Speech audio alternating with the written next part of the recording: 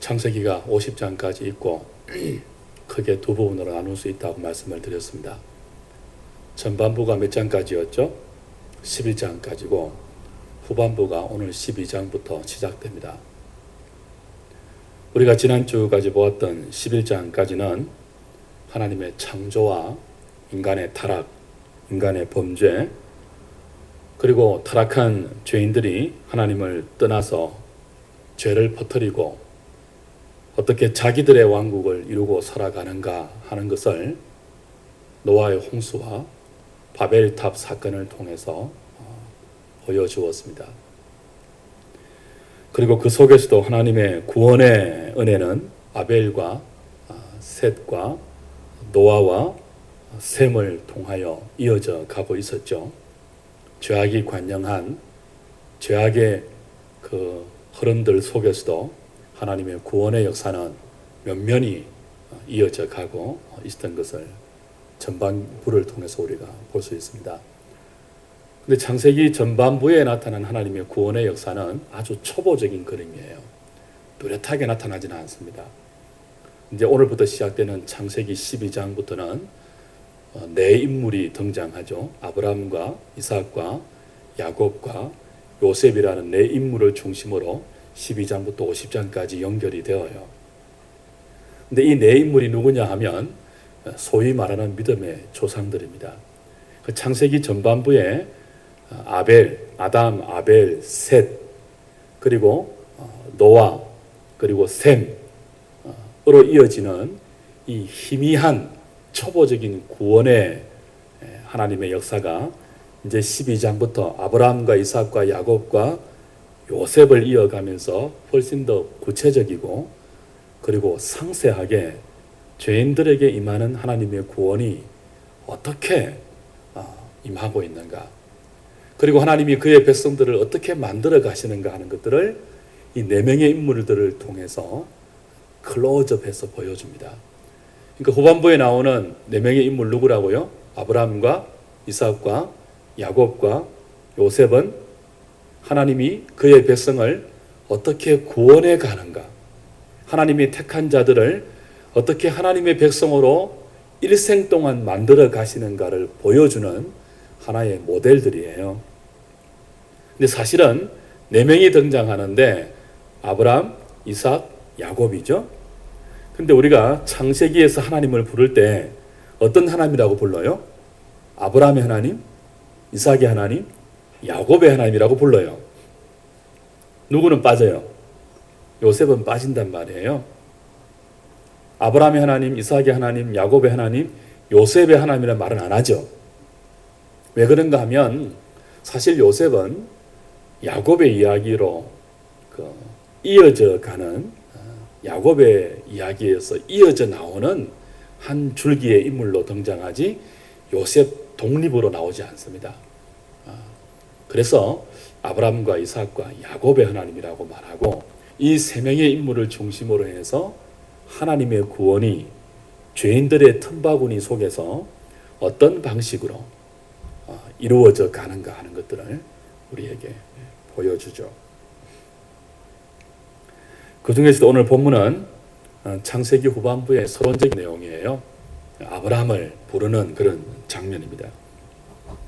이것을 보면 하나님의 구원의 역사는 아브라함을 부르듯이 어디에서 시작된다는 것을 알 수 있어요.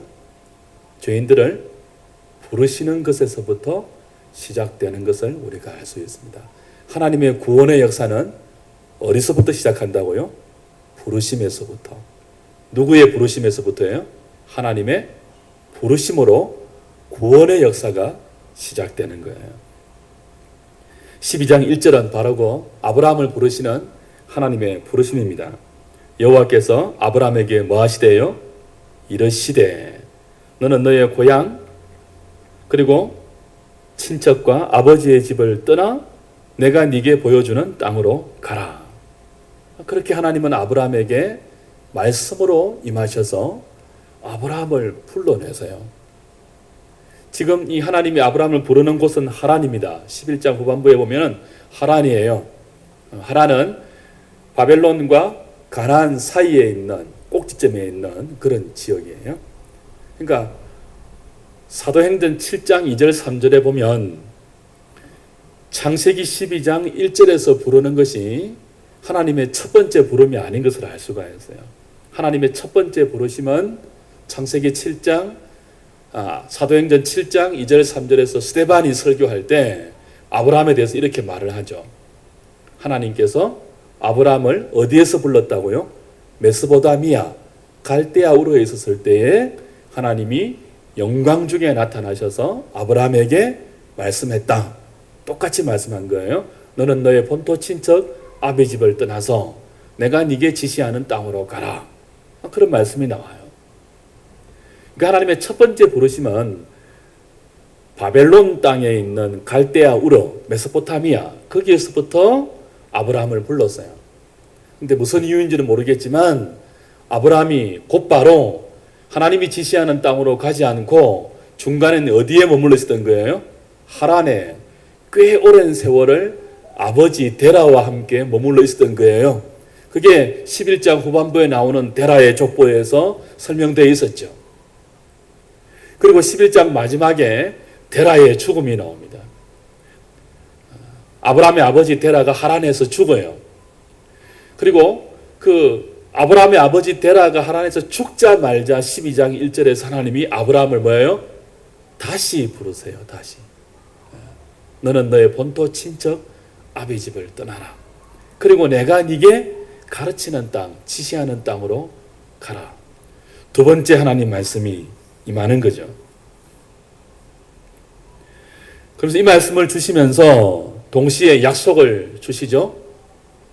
하나님께서 아브라함을 부르실 때 약속을 주시는데 그 하나는 땅입니다. 땅. 본토 친척 아비 집 땅이에요. 그 땅을 떠나서 내가 네게 지시하는 어디로 가라고요? 땅으로 가랍니다. 땅으로 가라. 내가 내게 보여줄 땅으로 가라. 그렇게 이야기합니다. 12장 1절에. 첫 번째 약속은 땅에 관한 약속을 주시면서 아브라함을 불러요.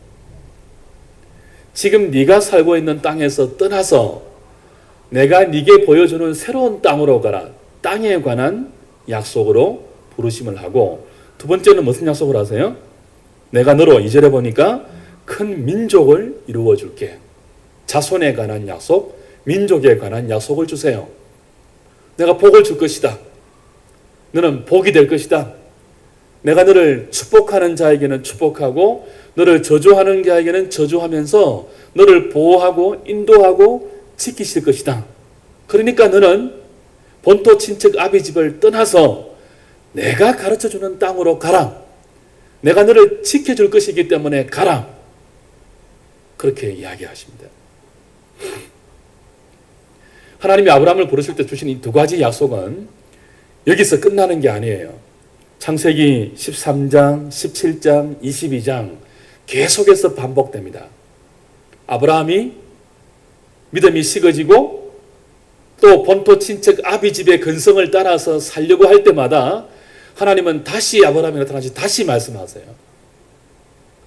이 두 가지 약속, 땅과 자손에 관한 약속을 하시면서 하나님의 하나님 되심을 반복해서 거듭 말씀해 주시는 것이 아브라함의 일대기를 통해서 우리가 계속 확인할 수 있는 내용입니다.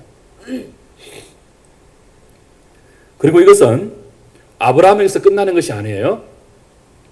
아브라함의 아들 이삭에게 창세기 26장, 그리고 이삭의 아들 야곱에게 창세기 28장 반복되어서 나와요. 그러니까 하나님이 아브라함을 부르실 때 본토 친척 아비 집을 떠나라고 하셨고 땅을 주신다고 하셨고 자손의 약속을 주셨어요. 이건 아브라함만이 아니고 똑같은 내용을 그의 아들 이삭에게도 주시고 야곱에게도 주세요. 그러니까 믿음의 조상들에게 동일한 약속을 주시면서 하나님은 택한 자를 뭐 하시는 거예요? 부르시는 거예요. 어떤 약속이라고요? 땅과 자손에 관한 약속이에요. 땅과 자손에 관한 약속이 하나님이 그의 백성을 부르실 때 주시는 약속인데 굉장히 중요한 겁니다. 땅을 주시겠다고 해요. 그러면서 네가 사는 땅을 떠나라고 합니다. 이게 무슨 뜻일까요? 그러면 내가 너를 민족을 이루게 하겠다. 하늘의 별같이 바다의 모래같이 네 자손을 주겠다. 그렇게 약속하시거든요. 땅과 자손의 약속이에요. 이건 단순한 부동산, 단순한 어떤 그 국가에 대한 약속이 아니에요. 이게 지금 어떤 맥락이라고 했죠? 인간이 하나님을 반역하고 하나님 없이 자기의 힘으로 바벨탑을 쌓아서 하늘 꼭대기에 이르고 자기 이름을 내려는 인본주의적 인간 왕국을 세울 때 하나님은 인간들의 언어를 혼잡하게 해서 그들을 흩어버리셨어요. 그래서 노아의 후손들이 흩어진 채로 살아갔죠. 우리가 노아의 족보에서 보았잖아요. 그 흩어진 열방들 속에서 하나님 누구를 부르는 거예요? 갈대아 땅은 바벨론 땅이에요. 바벨론 땅. 바벨탑의 정신이 이어져 있는 바벨론 땅 메소포타미아 갈대아 우르에 있는 아브라함을 부르는 거예요. 그리고 땅과 자손에 관한 약속을 주시면서 나오라고 하시는 거예요. 여기 땅과 자손은 단순한 부동산 그리고 단순한 어떤 가계의 번영 정도가 아니고 인간 나라를 허무시고 하나님의 나라를 세우시는 하나님 나라의 중요한 두 요소예요. 땅과 자손이. 여기 땅은 영토의 개념이죠. 여러분이 중학교 시간에 중학교 무슨 시간입니까? 사회 시간입니까? 배웠잖아요. 나라의 3요소 뭐예요? 주권, 영토, 국민이에요. 나라가 형성되려면 이 세 가지 요소가 있어야 돼요.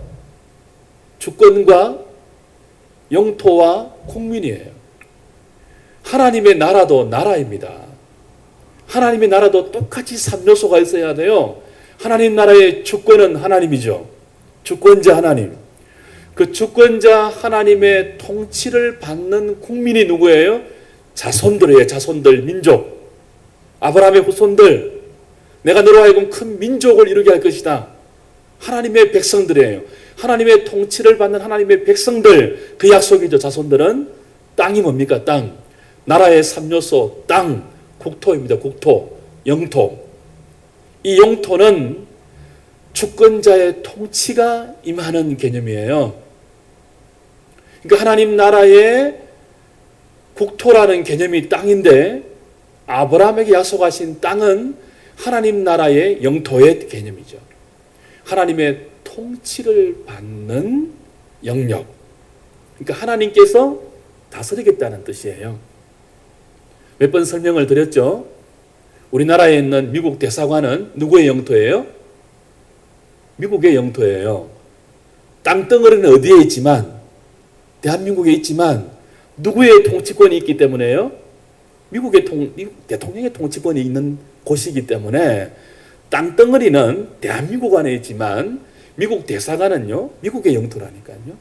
통치권의 개념입니다. 통치권의 개념. 그래서 망명하는 사람들이 길을 쓰고 어디를 찾아가요? 대사관으로 찾아가는 거예요. 거기는 그 영토니까요. 하나님이 아브라함과 이삭과 야곱을 부르시면서 두 가지 중요한 약속을 하신다고 했죠. 하나는 땅, 하나는 자손, 민족이에요. 땅은 뭐예요? 하나님께서 이제부터 너희들을 다스리겠다는 거예요. 민족은 뭐예요? 하나님의 다스림을 받는 백성들을 너를 통하여서 만들어내겠다는 거예요. 다시 말하면 하나님이 아브라함을 부르면서 본토 친척 아비 집을 떠나라. 이제는 새로운 땅으로 가라. 내가 지시하는 땅으로 가라. 내가 보여주는 땅으로 가라.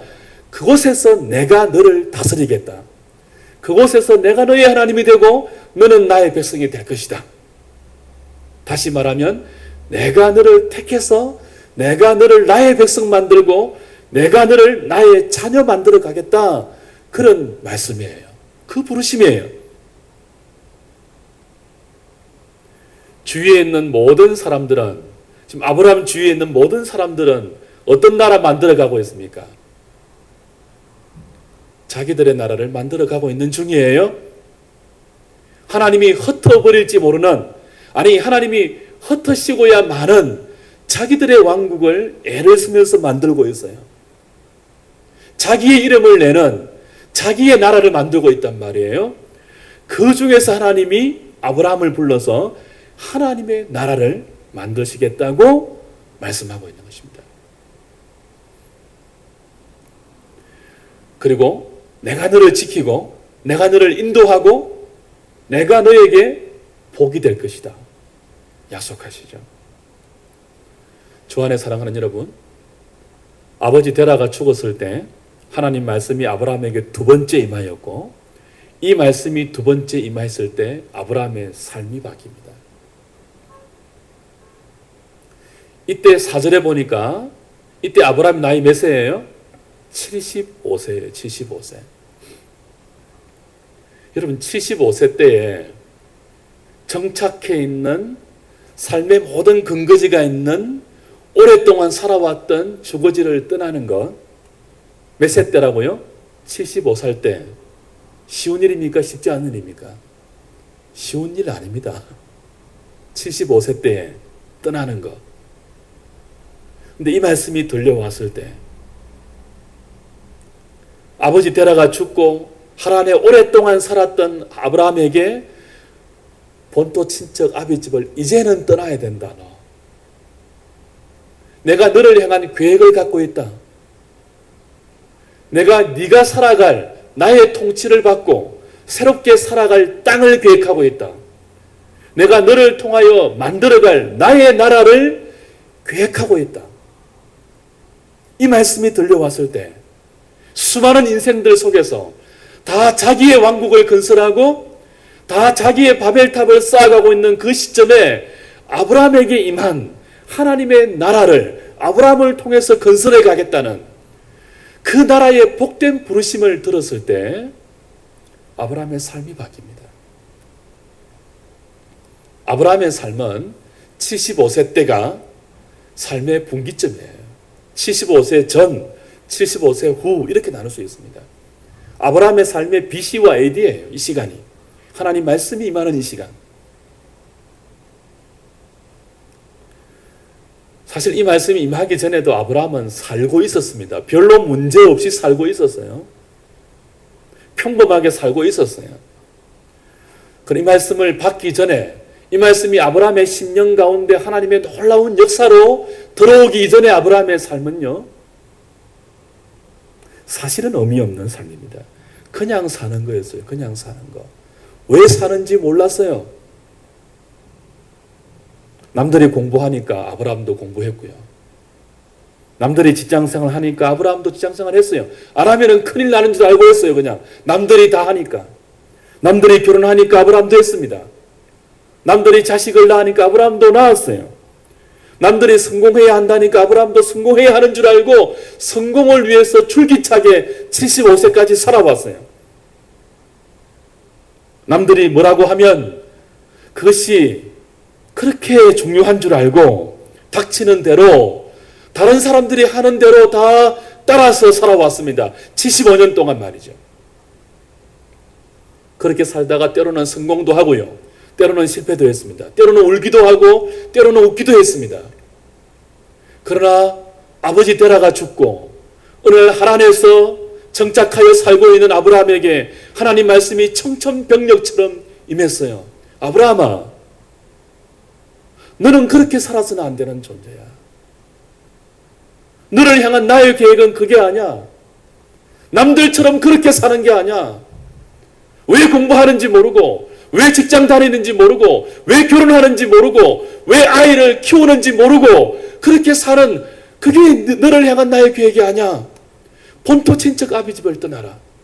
너를 향한 나의 계획은 내가 보여주는 그 땅에 있단다. 말씀하셨어요? 그 말씀이 들려왔을 때 너무나 놀랍게도 아브라함의 삶에, 아브라함의 마음에 변화가 생깁니다. 깨달음이 와요. 아, 지금까지 내가 75년 동안 살았던 이것이 제대로 산 게 아니구나. 나름대로 성공도 하고 나름대로 무엇인가도 이루고 나름대로 일가를 이루고 나름대로 성실히 나름대로 최선을 다해 살아왔는데 이게 전부가 아니구나. 아브라함은 본토 친척 아비집을 떠나라. 네가 살아야 할 땅은 내가 보이는 그 땅이다. 그 말씀을 들었을 때 지금까지 살아왔던 75년간의 자기의 삶과는 전혀 다른 하나님이 준비하고 있는, 하나님이 열어주시는, 하나님이 지시하시는, 하나님이 아브라함과 동행하시면서 아브라함에게 복이 되게 하시는, 믿음의 조상이 되게 하시는, 자기의 생각대로 살아가는 것이 아니고 남들 사는 것처럼 살아가는 것이 아니고 하나님이 지시하는 말씀을 따라 살아가는 새로운 삶이 있구나 하는 것들을 알게 되었습니다. 그리고 아브라함은 그 말씀을 따라서 4절 말씀이죠. 하란을 떠나게 됩니다. 위대한 결단을 하게 됩니다. 이때부터 사실 아브라함의 삶은 진짜 시작되는 것입니다. 75세부터 진짜 사는 거예요. 하나님과 더불어 진짜 사는 거예요. 새로운 삶의 의미를 출발하는 아브라함의 삶의 위대한 삶의 첫걸음이 비로소 이 12장 1절부터 하나님의 부르심으로부터 시작되는 거죠. 이것을 우리는 신학적으로 유효한 부르심 그렇게 불러요. 주 안에 사랑하는 여러분, 제가 한번 묻습니다. 여러분의 인생에 하나님이 말씀으로 부르시던 때가 있었습니까?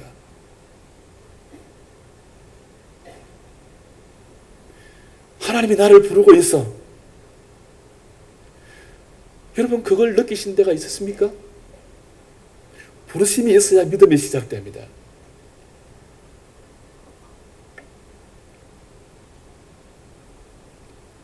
하나님의 부르심이 있는 인생과 부르심이 없는 인생은 겉으로 볼 때는 똑같이 보여도 너무 많은 차이가 납니다. 하나님의 부르심이 없는 인생은요, 궁극적으로 바벨탑을 쌓는 인생이에요. 자기를 위해 사는 인생이에요. 하나님의 부르심이 임할 때 그 바벨탑이 무너지고 하나님이 세우시는 하나님 나라의 백성으로 시작하는 새로운 삶이 시작되는 것입니다. 부르심이 있을 때. 말씀으로 부르는, 어느 날 하나님 말씀이 나에게 탁 부딪혀 와서 그 말씀이 내 삶에 너무나 중요한 전기점을 마련해 주는 그 하나님과의 만나는 사건, 그게 있어야 돼요. 교회만 다니면 안 돼요. 직분만 받아서도 안 돼요. 그게 있어야 돼요. 그게. 여러분의 삶에 그게 있어야 돼요.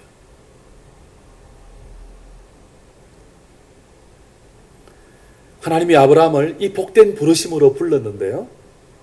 하나님이 아브라함을 이렇게 부르신 것은 아브라함이 다른 사람보다 탁월하다거나 뛰어나다거나 어떤 조건이 있어서 그런 것이 아닙니다.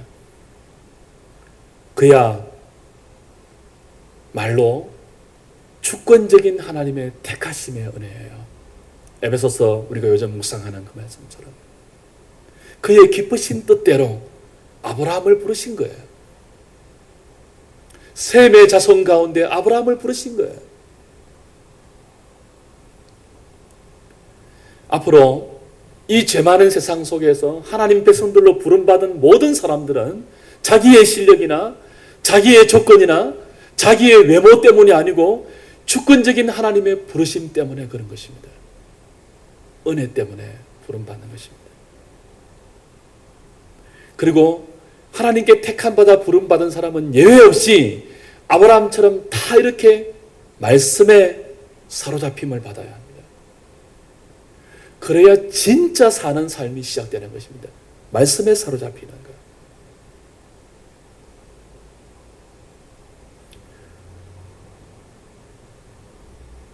아버지 데라가 죽던 그 해에 어느 날 하나님 말씀이 들려왔죠. 그 순간 놀라운 성령님의 역사가 아브라함의 심령 가운데 이루어지는데 지금까지 아브라함이 소중하게 붙들고 살았던 아브라함의 전제, 아브라함의 가치관, 아브라함의 생각들, 그것들이 다 부서져 가는 그런 경험을 아브라함이 한 겁니다.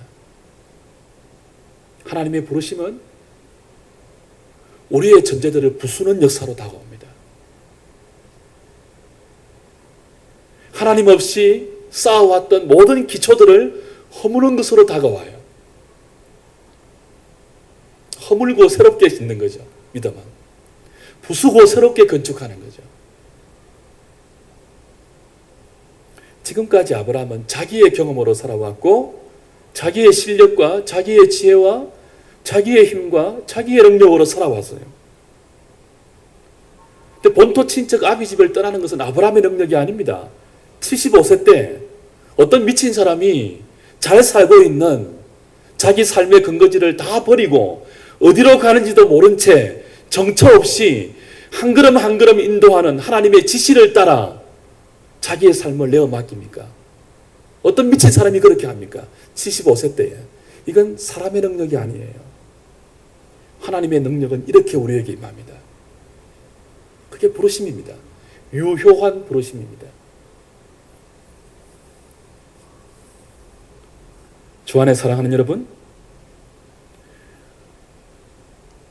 오늘 하나님은 저와 여러분에게도 아브라함처럼 이런 부르심을 우리에게 말씀하고 있죠.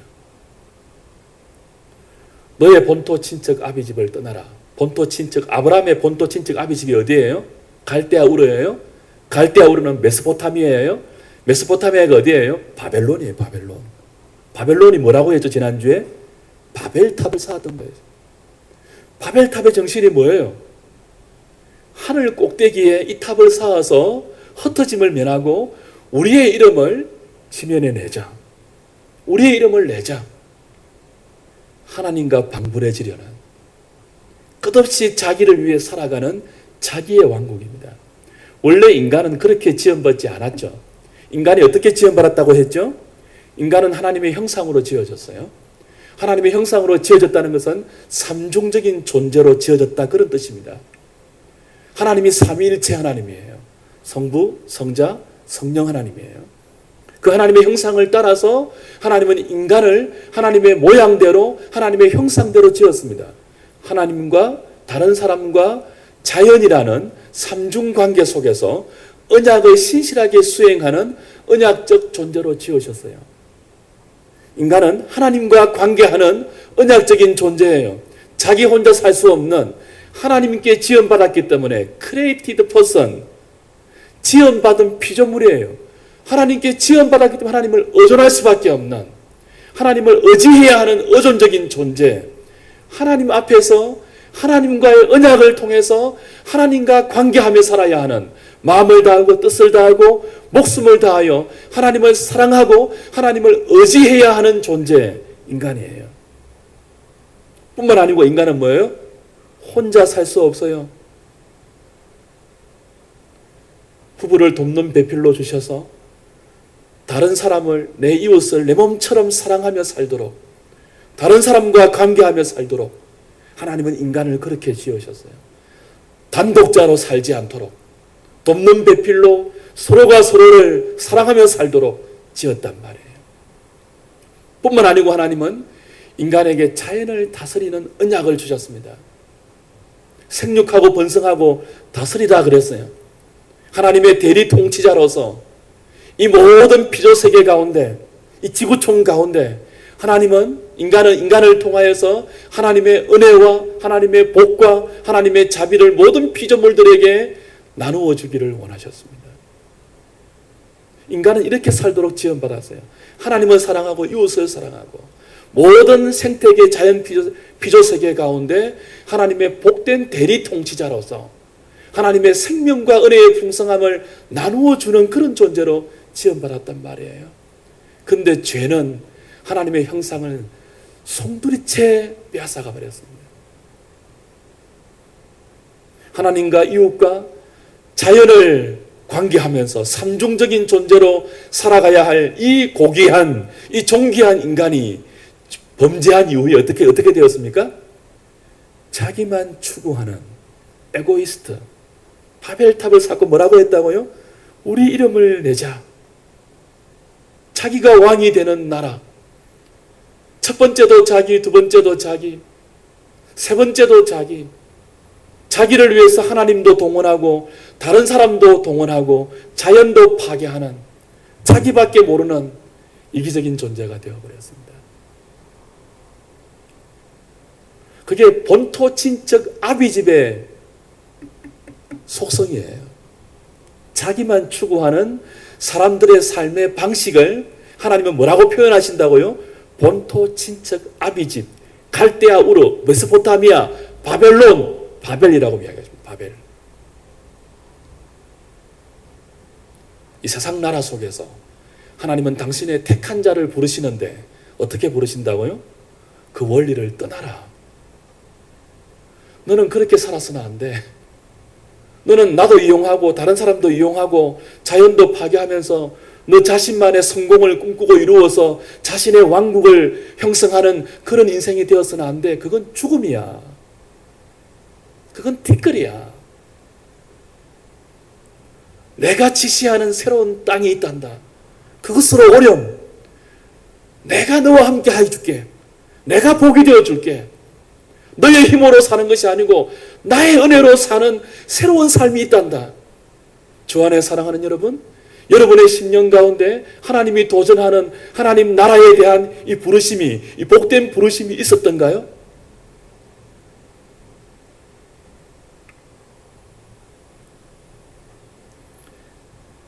이절 말미에 보면은 하나님 아브라함에게 너는 복이 될지라 그랬습니다. 이전 성경에는 복의 근원이 된다고 해석했는데 복이 된다는 말이 더 정확한 번역이에요. 너는 복이 된다 그랬습니다. 본토, 친척, 아비집을 떠나서 하나님이 지시하는 땅, 하나님이 가르쳐주는 땅으로 가면요, 복이 된대요, 아브라함이. 복을 빌어서 복을 받아내는 존재 정도가 아니고 하나님이 지시하는 땅으로 가서 하나님과 더불어 사는 내 생각, 내 가치관, 내 경험, 내 실력, 내 힘을 의지하는 삶에서 떠나, 그래서 자기가 최고가 되는 자기 왕국을 건설하는 것을 포기하고 그 땅의 삶의 방식에서 떠나 하나님이 지시하는 땅으로 가서 살면 그 삶 자체가 복이 되도록 해주겠다는 거예요. 너를 저주하는 자에게는 하나님이 저주하고 너를 축복하는 자에게는 하나님이 축복을 내리는 복의 근원이 되는, 아니 그 복 자체가 되는 바라크, 복. 이것을 에베소서 1장 3절에서는 뭐라고 해요? 하늘에 속한 모든 신령한 복을 우리에게 주셨으되, 그렇게 이야기하는 거예요.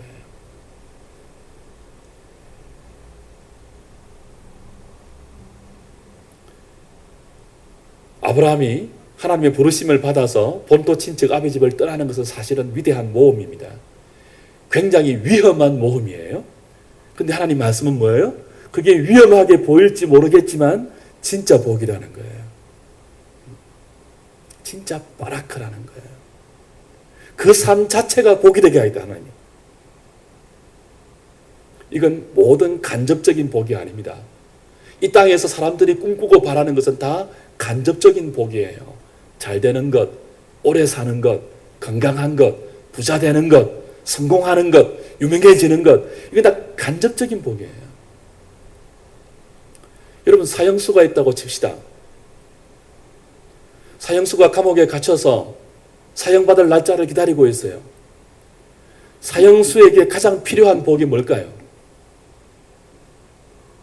사형에 해당되는 죄를 용서받고 감옥에서 나가 자유롭게 사는 복이 진짜 사형수가 받아야 할 복이에요. 근데 이 사형수가 감옥 안에 갇혀서 사형수의 신분인 자기의 신분도 잊어버린 채 매일매일 꿈꾸는 게 뭐라고요?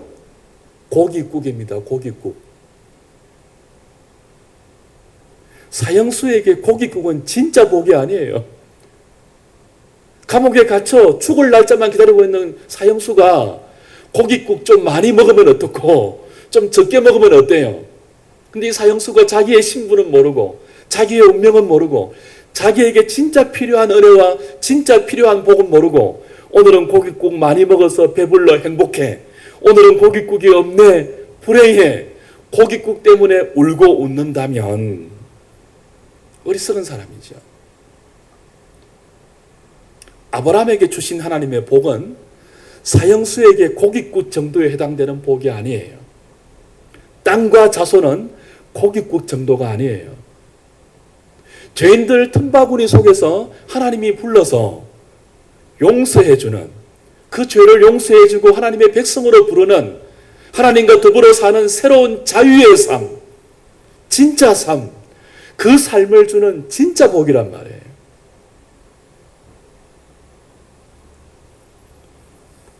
죄인된 저와 여러분들은 사형 날짜를 기다리는 사형수와 같은 존재들입니다. 우리에게 가장 필요한 게 뭐라고요? 고깃국을 더 많이 먹느냐, 그게 아닙니다. 하나님의 용서를 경험하고 하나님이 인도하는 새로운 자유의 삶을 누리는 것, 의와 진리의 거룩함으로 지으심을 받은 새로운 피조물의 삶을 마음껏 살아내는 것, 그 앞에서 흠도 없이 점도 없이 거룩하고 영광스럽게 지어져가는 우리의 머리 대신 그리스도의 장성한 분량에 이르도록 자라가는 교회란 이름으로 묶여서 함께 지어져가고 함께 자라져가는 이 복, 하늘에 속한 모든 신령한 복, 이 복을 주신 하나님을 아는 것, 하나님이 이 복을 통해서 우리를 부르신 부르심의 소망이 무엇인지를 아는 것, 이 부르심의 소망을 이루기 위해서 우리에게 능력의 지극히 크심으로 역사하신 그 역사의 크심이 얼마나 큰 것인지를 아는 것, 우리를 사랑하신 그 사랑이 깊이가 있고 넓이가 있고 높이가 있으며 길이가 있는 사랑인지를 아는 것, 우리의 연약함과 완악함과 부패함과 어리석음에도 불구하고 끝까지 우리를 포기하지 아니하시고 하나님의 자녀 만들어 가시며 거룩한 주의 백성 만들어 가시는, 하나님을 사랑하고 이웃을 사랑하고 피조물을 제대로 다스리는 형상을 회복한 인간다운 인간으로 만들어 가시는 그 은혜, 그게 아브라함을 부르시면서 모든 믿음의 후배들에게 약속하신 진짜 바라크 복입니다. 복. 주 안에 사랑하는 여러분, 이 복이 언제 임한다고요? 본토 친척 아베 집을 떠날 때예요. 본토 친척 아베 집을 떠나지 못하면요, 이 복을 누리지 못해요. 고깃국밖에 못 먹어요. 그러다가 사형당해 죽어요. 그러다가 지옥 가요. 성공했는데 지옥 가요. 유명해졌는데 지옥 가요. 이름을 밝혀서 미안하지만 트로트 가수 장윤정 씨와 그 어머니, 그 동생입니까? 그 버리는 이전 투가 보세요. 인간이 할 짓입니까? 돈이 뭔데? 어떻게 어머니하고 딸이 소송을 해요? 어머니하고 딸이 돈 가지고. 그게 짐승이지 인간입니까? 본토 친척 아비 집은 그렇다니까요. 남에게 노래 보십시오. 니모롯에 노래 보십시오. 나를 상하게 하면 애라도 죽인다. 나를 상하게 하면 부모도 없다는 거예요. 자식도 없어요. 내 왕국을 건설하기 위해서는 피도 눈물도 없이 달려가는 바벨론의 원리에서 하나님은 택한 백성들을 불러내세요. 그 본토 친척 아비 집을 떠나라. 내가 지시하는 땅이 있다. 그렇게 살면 내가 복이 되어줄게.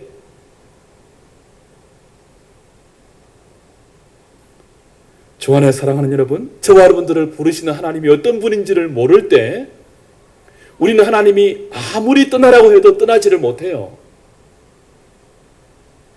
우리를 부르시는 하나님이 얼마나 크시고 얼마나 위대하시고 얼마나 영광스러우시며 얼마나 능력이 한이 없는 분인지를 모를 때 저와 여러분들을 부르신 하나님이 우리의 삶을 전적으로 책임질 수 있으시며 우리의 삶을 우리보다 훨씬 더 풍요롭고 훨씬 더 존귀하게 만들 수 있는 분임을 알지 못하면 하나님이 불러도 안 가요, 우리는.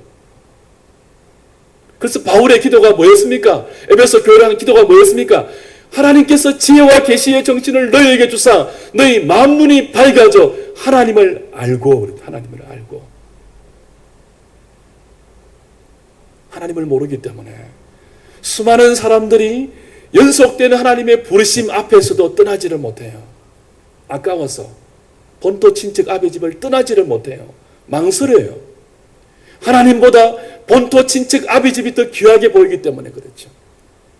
주 안에 사랑하는 여러분, 본토 친척 아비집이 귀합니까? 우리를 그 본토 친척 아비집에서 나오라고 하시는 하나님이 귀합니까? 누가 큽니까? 우리는 이것을 잃으면 모든 것을 잃는 줄 알아요. 그러나 그렇지 않습니다. 주 안에 사랑하는 여러분, 본토 친척 아비집보다 비교할 수 없이 크신 분이 거기서 나오라고 말씀하시는 우리의 하나님이십니다. 떠나면은 하나님을 만나요. 떠나면은 하나님이 지시하시고 예배하신, 하나님이 준비해 놓으신 각양 좋은 것들을 여러분의 것으로 맛보고 누리게 됩니다. 이제 앞으로 아브라함과 이삭과 야곱의 삶을 추적하면서 우리가 배울 거예요. 떠나는 것만큼.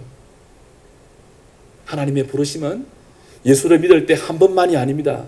그 결정적인 부르심이 없는 사람은 그걸 위해서 기도해야 돼요. 그건 예수 믿는 거 아니거든요. 저는 분명히 말씀드립니다. 여러분들이 교회를 몇 년 다니신다 할지라도 하나님의 부르심의 믿음으로 반응하지 못했다면, 여러분의 본토 친척 아비집을 떠나지 못했다면 예수 믿는 것 아니에요. 그건 고깃국 묻는 사형수에 불과해요. 여러분의 심령 가운데 부르시는 하나님에 대한 위대한 은혜의 체험이 없다면 여러분은 아직 믿음의 발걸음을 떼지도 못한 것입니다. 안심하지 마세요. 엎드리십시오. 부르심이 없는 분들은 간구하십시오. 하나님, 아브라함을 포기하지 아니하시고 갈대아우르에서 나왔지만 하란에서 미기적거리고 있을 때, 아버지 데라와 함께 오랫동안 미기적거리고 있을 때 아브라함을 포기하지 않으시고 또다시 불러내셨던 하나님, 나를 버리지 마시고 오늘 내가 미기적거리고 하나님 말씀보다 세상이 더 좋아 보이고 하나님을 아는 것보다 세상의 그 허망한 많은 것들을 더 붙들고 싶은 내 미련한 욕망이 하나님의 거룩한 부르심 앞에 주저함을 갖게 만드는 나의 약함을 불쌍히 보시고 하나님, 나를 다시 불러주십시오. 기도하셔야 됩니다. 부르심을 따라가십시오. 여러분, 복이 될 것입니다. 여러분을 축복하는 자에게 하나님이 축복하시고, 여러분을 저주하는 자에게 감히 하나님이 저주하시는, 하나님이 여러분의 것이 되는 놀라운 삶이 떠나는 것만큼, 부르심에 반응하는 것만큼 여러분의 것으로, 여러분의 생명으로, 여러분의 삶으로 누려지게 될 것입니다. 그걸 위해서 이전에게 좀 기도하고, 혹시나 아직도 하란에서 미기적거리는 분이 있다면 이전에게, 하나님, 이제는 하란이 아니고 당신이 지시하는 땅으로 가고 싶습니다. 내 힘으로 갈 수 없습니다. 75세 때 무슨 하나님 내가 망발이 들었다고 그런 모험을, 그런 위험한 짓을 하겠습니까? 그러나 하나님의 능력이 내게 임할 때는 75세가 문제가 아니고 100세라 할지라도 하나님이 지시하는 곳으로 내 삶을 움직여갈 수 있는 것을 압니다. 그 은혜를 주십시오. 이전에게 기도하고 말씀에 붙들리는 저와 여러분 될 수 있기를 주의 이름으로 축복합니다.